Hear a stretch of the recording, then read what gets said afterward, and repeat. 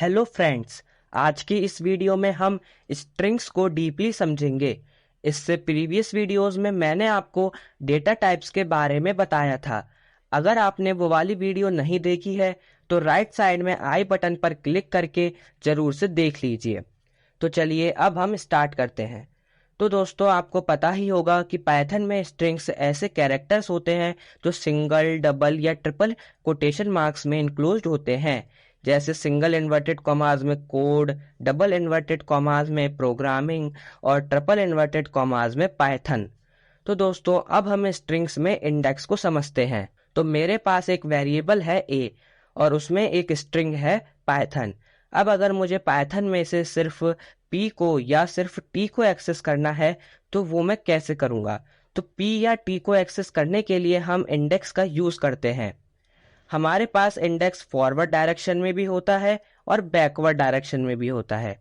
Forward direction वाला index 0 से start होता है और बैकवर्ड डायरेक्शन वाला इंडेक्स -1 से स्टार्ट होता है। तो अगर हमें पी को एक्सेस करना हो तो हम इंडेक्स 0 या -6 से एक्सेस करेंगे, और अगर हमें टी को एक्सेस करना हो तो हम इंडेक्स 2 या -4 से एक्सेस करेंगे।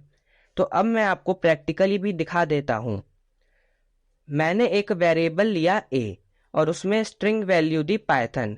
अब अगर मुझे पी को एक्सेस करना है तो इंडेक्स 0 या -1 से एक्सेस करूँगा।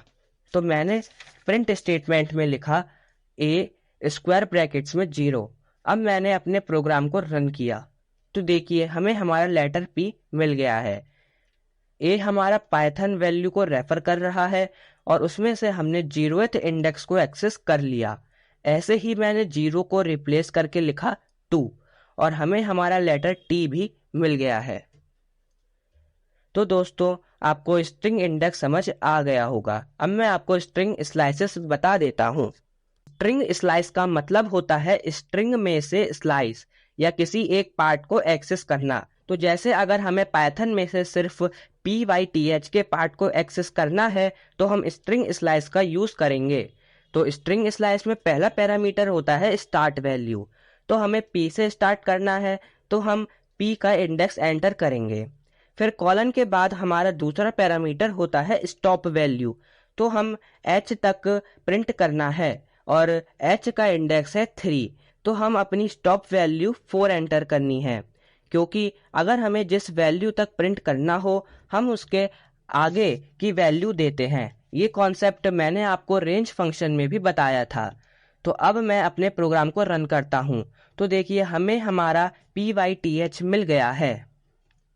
हम स्ट्रिंग स्लाइसेस में स्टेप वैल्यू भी एंटर कर सकते हैं, मतलब हमारी नेक्स्ट वैल्यू कितने स्टेप्स के बाद आएगी।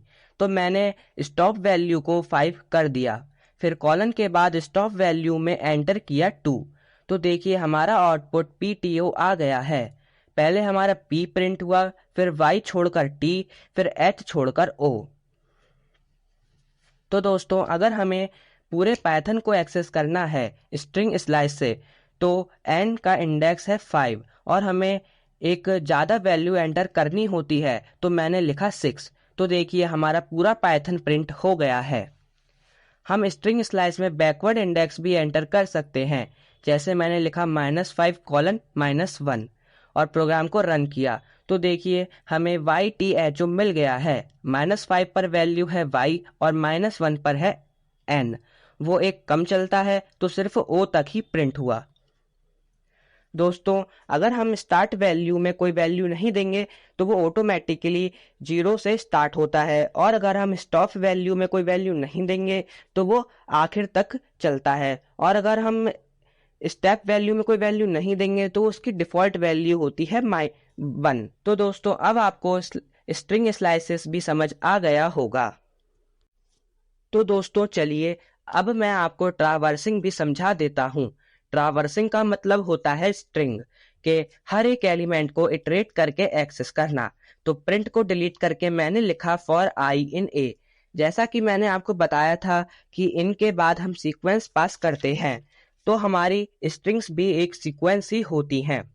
फिर कॉलन के बाद प्रिंट स्टेटमेंट में लिखा आई और फिर प्रोग्राम को रन किया तो देखिए हमारे स्ट्रिंग्स के एलिमेंट्स इटरेट होकर प्रिंट हो गए हैं।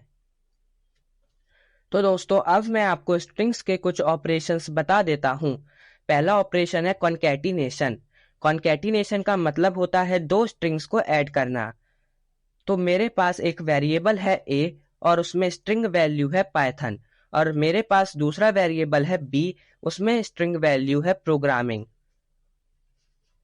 फिर मैंने प्रिंट स्टेटमेंट में लिखा a प्लस b और मैंने प्रोग्राम को रन किया।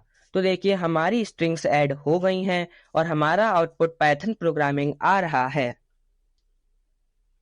हम पाइथन में सिर्फ सेम टाइप के ऑब्जेक्ट्स को ही ऐड कर सकते हैं, जैसे int plus int, string plus string और स्ट्रिंग। और अगर मैं स्ट्रिंग प्लस इंट करूंगा तो पाइथन हमें टाइप एरर देगा। तो एग्जाम्पल के लिए मैंने लिखा a+5 और प्रोग्राम को रन किया। तो देखिए पाइथन हमें टाइप एरर दे रहा है, can only concatenate str not int. अब हमारा नेक्स्ट ऑपरेशन है रेप्लिकेशन। रेप्लिकेशन का मतलब होता है स्ट्रिंग को रेप्लिकेट, मतलब मल्टीप्लाई करना। तो जैसे मैंने लिखा a×3, तो हमारा पाइथन 3 टाइम्स मल्टीप्लाई हो जाएगा। तो देखिए हमारा आउटपुट पाइथन पाइथन पाइथन आ रहा है। रेप्लिकेशन में हम स्ट्रिंग को कभी स्ट्रिंग से मल्टीप्लाई नहीं करते हैं, वरना पाइथन टाइप एरर देता है।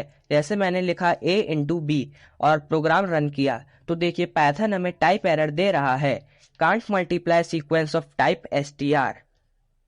तो दोस्तों अब आपको स्ट्रिंग में इंडेक्स, स्ट्रिंग स्लाइसेस और स्ट्रिंग में ऑपरेशंस भी समझ आ गए होंगे।